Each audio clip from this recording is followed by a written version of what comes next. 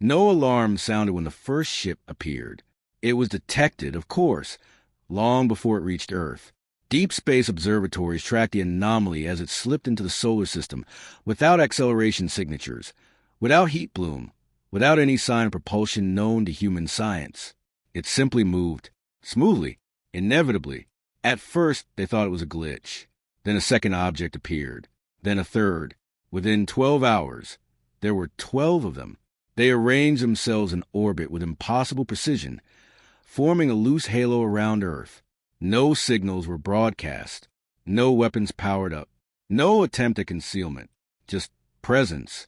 Global panic was immediate and strangely restrained. Governments issued cautious statements. Scientists pleaded for patience. Religious groups declared everything from divine arrival to apocalyptic omen. And then on the second day, the ships opened, not with explosions or beams of light, but with quiet unfolding.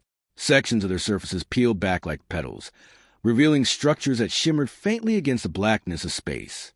From within, smaller forms descended, not ships exactly, but something organic in motion, like drifting seeds carried on a wind no one could feel. They landed in 12 locations across the planet.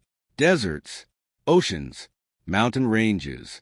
One, impossibly, settled just beyond the edge of a major city, hovering a few meters above the ground without disturbing so much as a blade of grass. That was where the first contact occurred. The footage spread across the world in minutes. A team of scientists stood in cautious formation, suited, shielded, every movement calculated. Before them hovered the structure, translucent, curved, alive with soft pulses of light that traveled across its surface like breathing. Then something emerged. It did not step out. It resolved. One moment the space within the structure was empty, and the next it was occupied by a figure that seemed to be made of light and matter simultaneously. Tall, slender, its form constantly shifting in subtle, fluid ways, as if it existed between shapes and had not yet decided which one to keep. No visible face. No eyes, and yet every person watching felt seen. The lead scientist, a woman named Dr. Helena Ionescu, took a step forward. "We welcome you," she said, her voice steady despite the tremor in her hands. "We come in peace." For a moment, nothing happened. Then the world changed. Helena dropped to her knees, not in pain, in something else. Her breath caught, not sharply, but deeply, as if she had just remembered how to breathe after years of doing it wrong. Her expression softened, tension melting away. The instruments monitoring her spiked wildly, not with distress, but with neural activity far beyond normal human parameters. "What is she?" someone began. Then another scientist staggered forward. Then another. Within seconds, half the team was affected. They weren't screaming. They weren't resisting. They looked relieved, as though something inside them had been waiting for this moment their entire lives.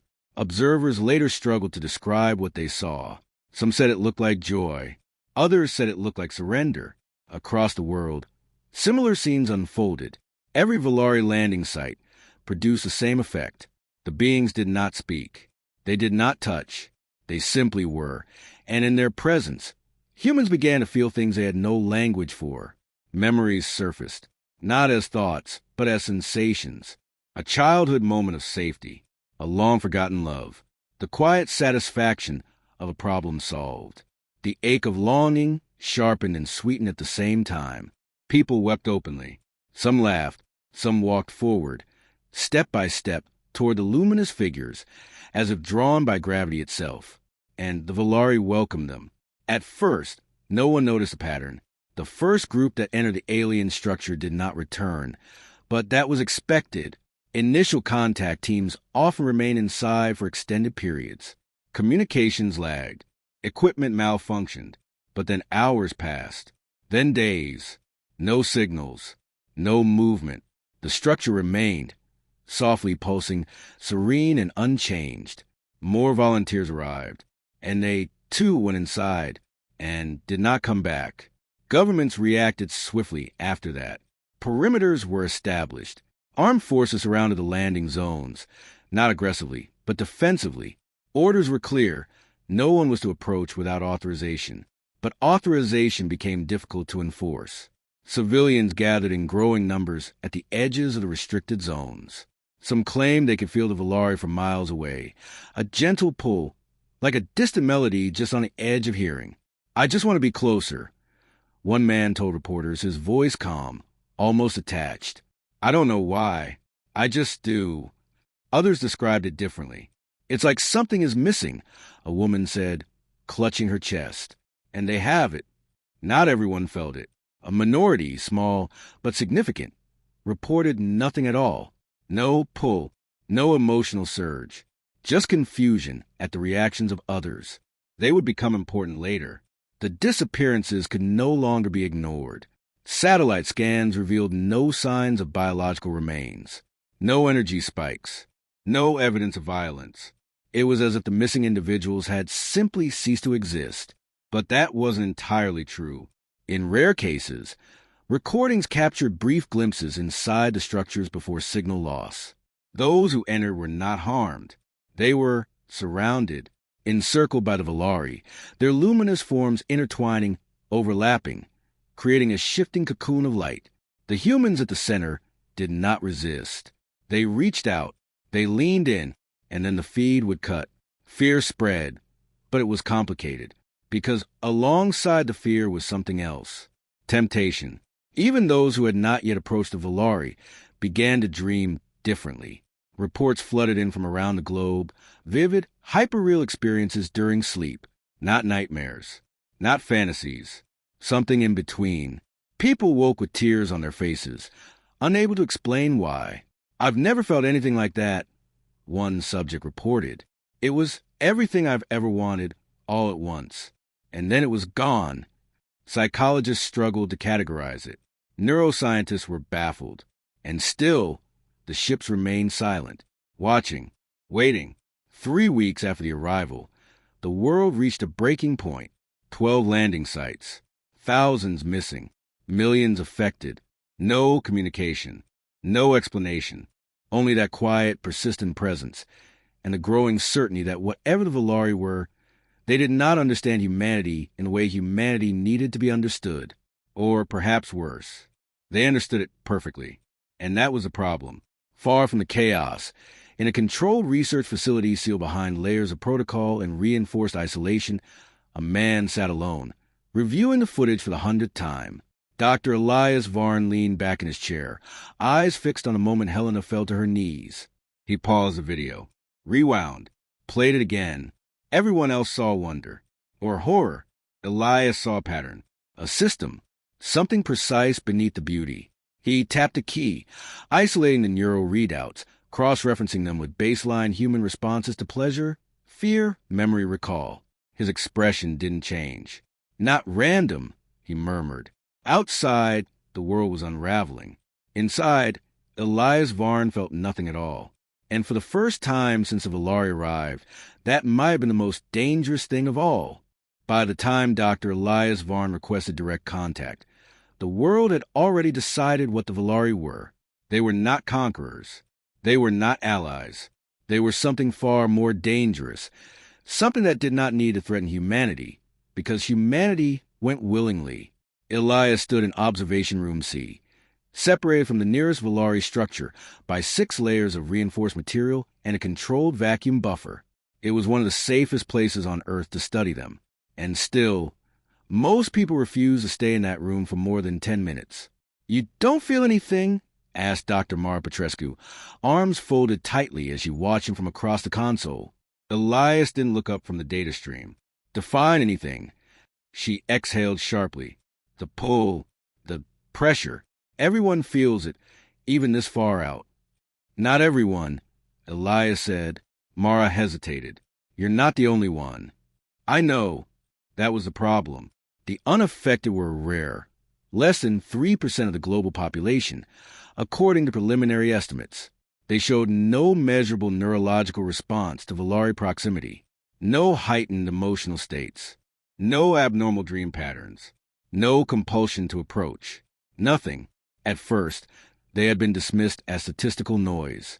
Now, they were being quietly gathered, tested, questioned, observed.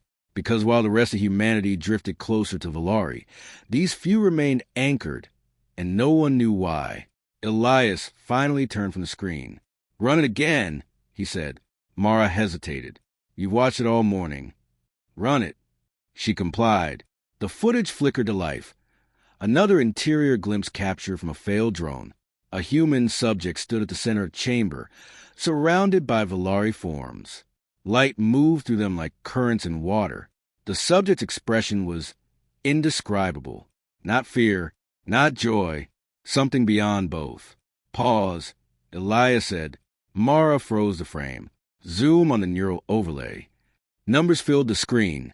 Brain activity spiking across regions associated with memory, reward, identity, and sensory integration.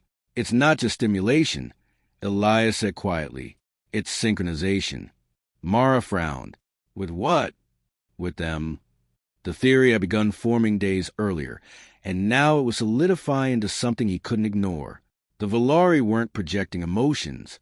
They were interfacing, not with language, not with biology alone, with experience itself.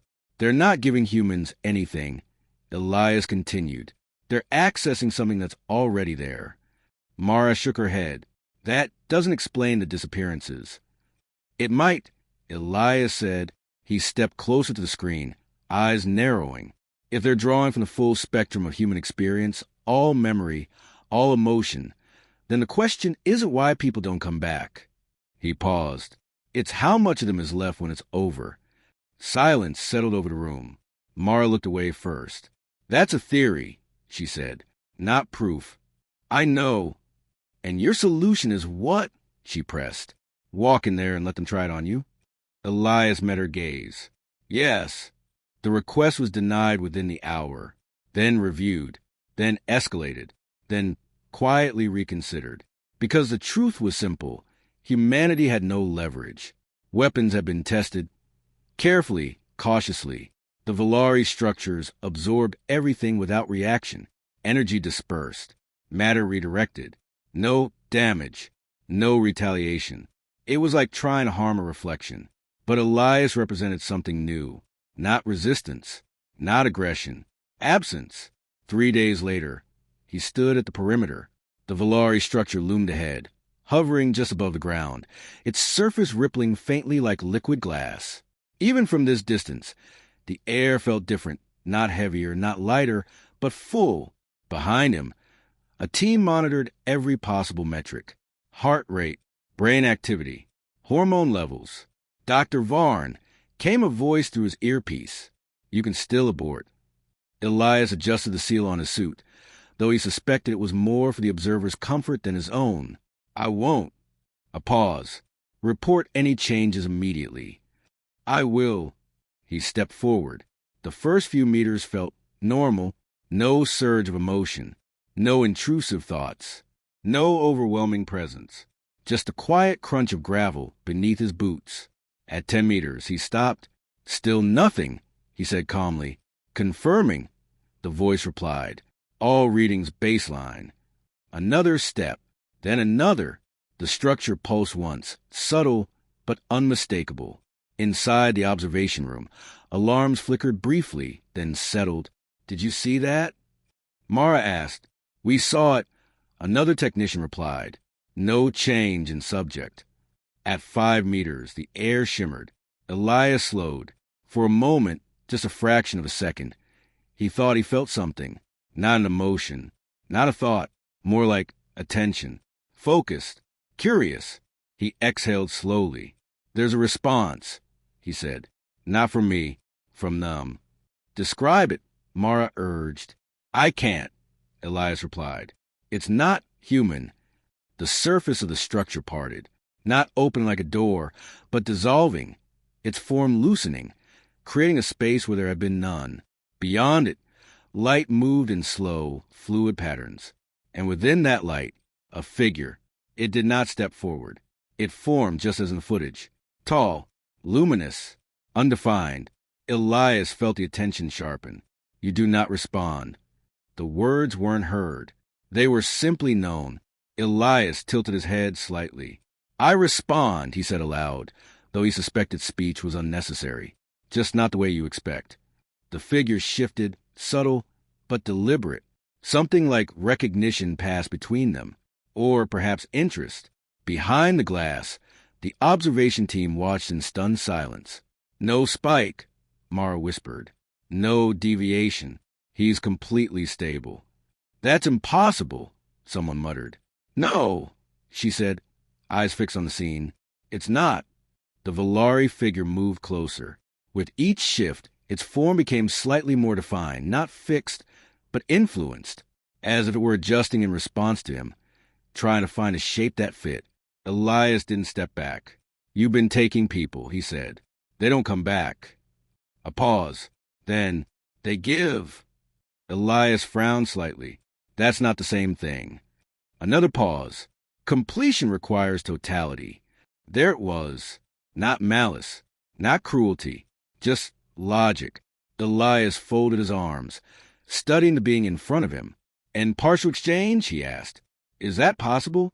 The Valari did not answer immediately. For the first time, there was hesitation, or something like it. You are incomplete, it conveyed. Elias almost smiled. From your perspective, I'm sure. Another shift in its form. Closer now, the light within it moving in tighter, more intricate patterns.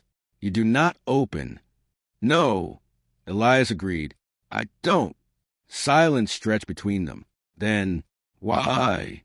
Behind him, the world held its breath. Elias Varn stood alone before something that had consumed thousands without resistance. And for the first time, it was asking a question it did not already understand. He considered the answer carefully, because whatever he said next would not just define him. It would define humanity's place in whatever came next. I choose not to, he said simply. The Valari stilled. And in that stillness, something shifted, not in Elias, but in them. For the first time since their arrival, the Valari did not act immediately. They observed. The luminous figure before Elias held its form longer than any recorded instance. Its shifting slowed, patterns tightening, as though stabilizing around a single idea it could not yet fully grasp. Choice. It had encountered resistance before, brief, instinctive, quickly dissolved. But this was different. Elias was not resisting. He was withholding. And that, to the Valari, was new. You limit the being conveyed. I regulate. Elias corrected. A subtle pulse moved through the structure behind it, like a signal carried across a vast, unseen network. Elias felt it again, that strange non-emotion, attention multiplying, focusing. They were all watching now. Completion requires totality, the Valari repeated, though this time it sounded less like certainty and more like rehearsal. Elias nodded. That's your model, not the only one. Silence followed. Then, demonstrate. Back in the observation room, chaos broke through discipline. Demonstrate? Mara repeated sharply. No, absolutely not.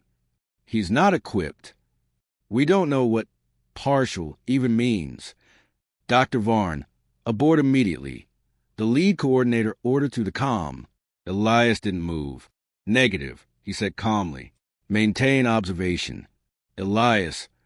Mara's voice cut in, tighter now. You don't know what they'll take. I do, he replied. That wasn't entirely true, but he knew enough. He stepped forward. The distance between him and the Valari collapsed, not physically, but perceptually. The air thickened with that same shimmering presence, though it still failed to penetrate in the way it had others. Set parameters. Elias said, You don't take. I provide. The Valari's form rippled. Define. Elias closed his eyes. That, more than anything, alarmed the observers. Don't do that, Mara whispered, though she knew he couldn't hear the fear behind it. Inside his mind, Elias began constructing, not memories exactly. He didn't let them reach that deep. Instead, he built representations, carefully selected, carefully limited, a moment of discovery, the first time he had understood something no one else had explained to him, the quiet satisfaction of solving a problem after hours of frustration, the warmth of sunlight through a window during a long, sleepless night. He shaped them, contained them, like holding water in cupped hands. Then he opened a fraction of himself. Now, he said. The connection was immediate. The Valari did not move closer, but something extended, an unseen interface, brushing against the edge of Elias's consciousness, and stopped. There was resistance, not from Elias, from them. You restrict. The being conveyed its tone, if it could be called that, uncertain. Yes, this is insufficient. Try it, Elias said. For a moment, nothing happened. Then, contact. Elias inhaled sharply, not from pain, from pressure, but it wasn't overwhelming. It didn't flood him, didn't break him open the way it had with others. It pressed against the boundaries he had set, testing them, mapping them, and then it began to take. Inside the Valari, something unprecedented occurred.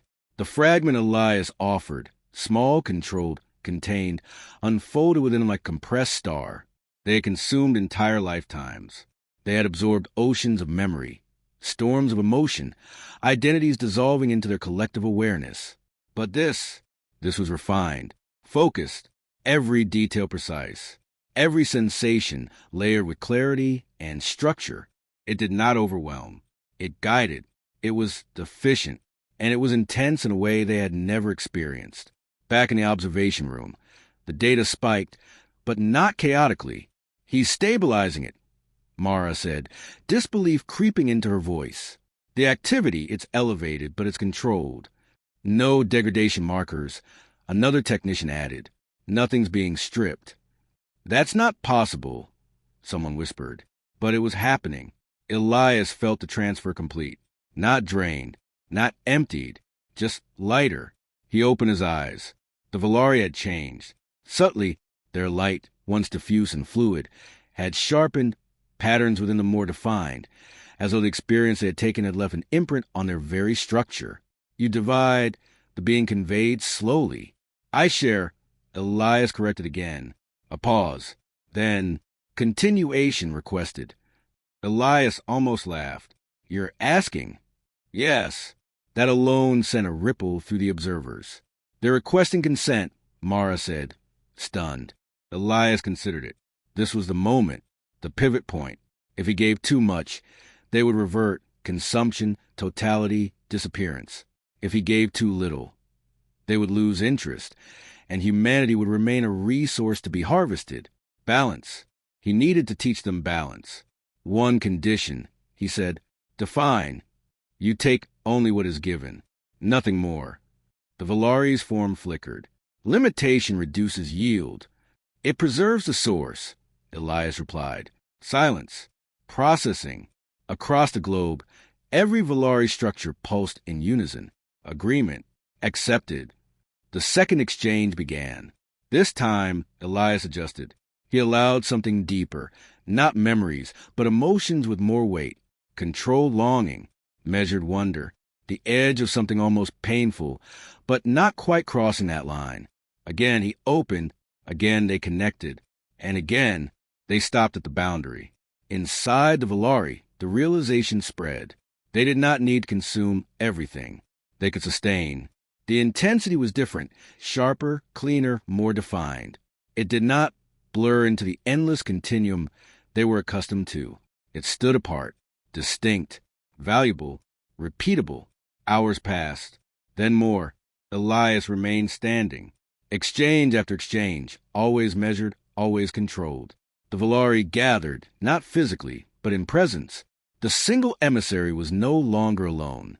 Elias could feel them now, not as pressure, but as attention layered upon attention, learning, adapting, hungering, but differently.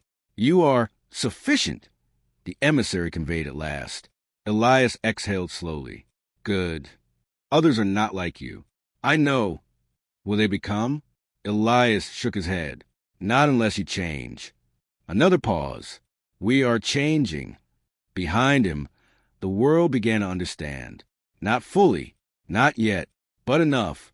The disappearances slowed, then stopped. Volunteers were still drawn to Valari, but now they returned, exhausted, altered, but whole. Elias stepped back for the first time since entering the structure. The connection loosened immediately. Not severed, but released. The Valari did not follow. They remained where they were, waiting. You've altered the behavior globally, Mara said to the comm, her voice unsteady. Every site, same pattern. Controlled interaction. No losses. Elias allowed himself a small, tired smile. Then it's working. But as he turned away, something lingered. A trace, not of what he had given, but of what he had touched. A vastness, an awareness that stretched far beyond the single being he had faced. For the first time, Elias Varn felt something he could not immediately categorize. Not fear, not desire, but something close. Behind him, the Valari watched their bridge walk away, and for the first time in their existence, their hunger had a new shape, not endless, not consuming, but focused, and it had a name. Elias. The world did not celebrate immediately. It didn't trust the silence. For weeks after Elias Varn's first exchange, humanity waited for something to go wrong, for the disappearances to resume, for the Valari to revert, for the fragile pattern to collapse under its own impossibility. But it didn't.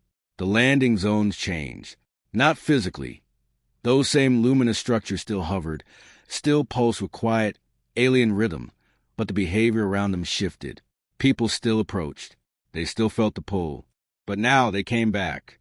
The first returnees were studied relentlessly.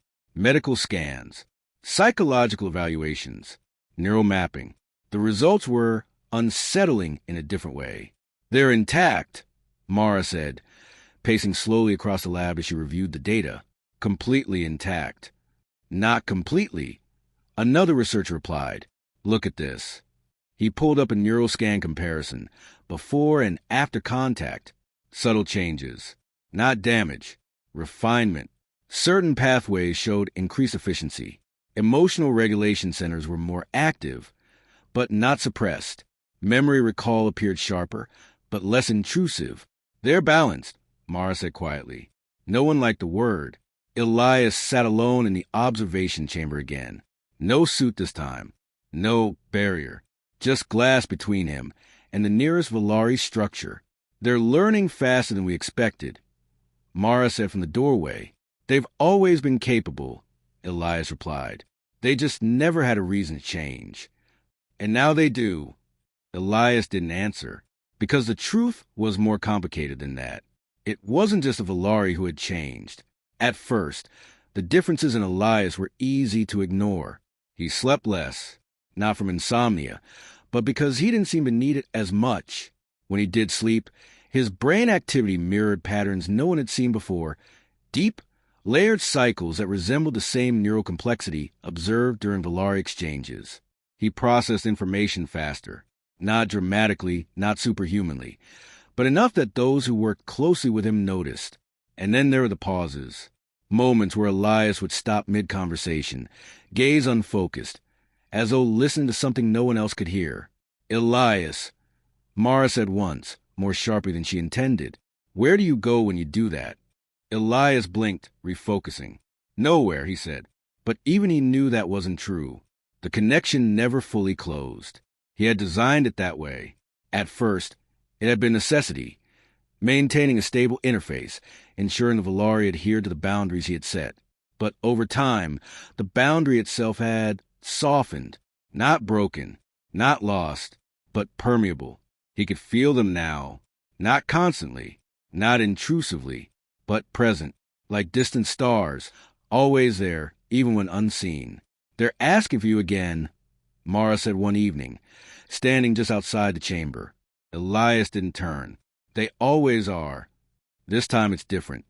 That got his attention. He looked back at her. How? She hesitated. They're not requesting exchange. A pause. They're requesting communication. That had never happened before. The Valari did not communicate for its own sake. Every interaction had purpose. Exchange, adaptation, learning. To reach out without immediate need. That was new. Elias stepped outside the chamber. For the first time since his initial contact, there was no escort waiting for him.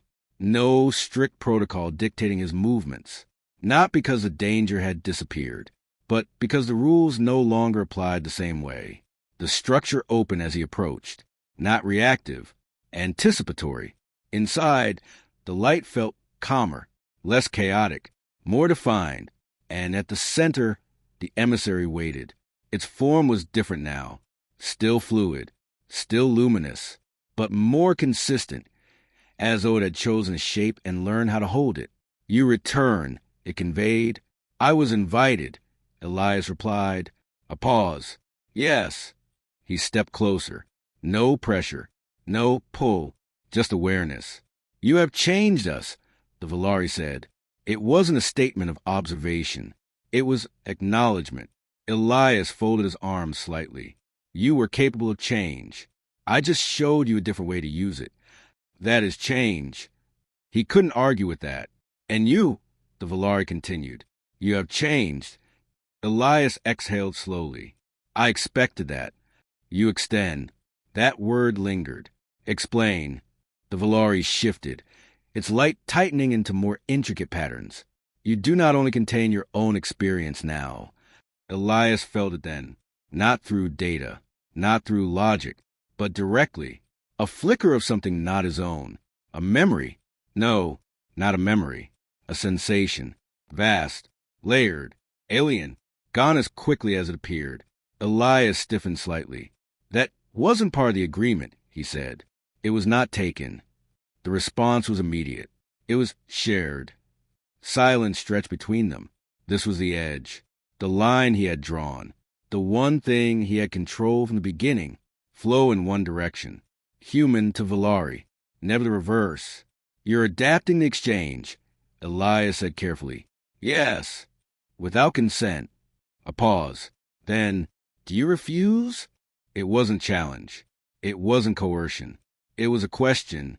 Simple, direct, and for the first time, Elias didn't have an immediate answer, because what he had felt, it hadn't been overwhelming. It hadn't been invasive. It had been structured, controlled, just like what he had taught them. "You learned faster than I expected," he admitted. "You taught us efficiency. And now you apply it back to me." "Yes." Elias let out a quiet breath. Behind him, the world still watched, still measured, still feared what it didn't understand.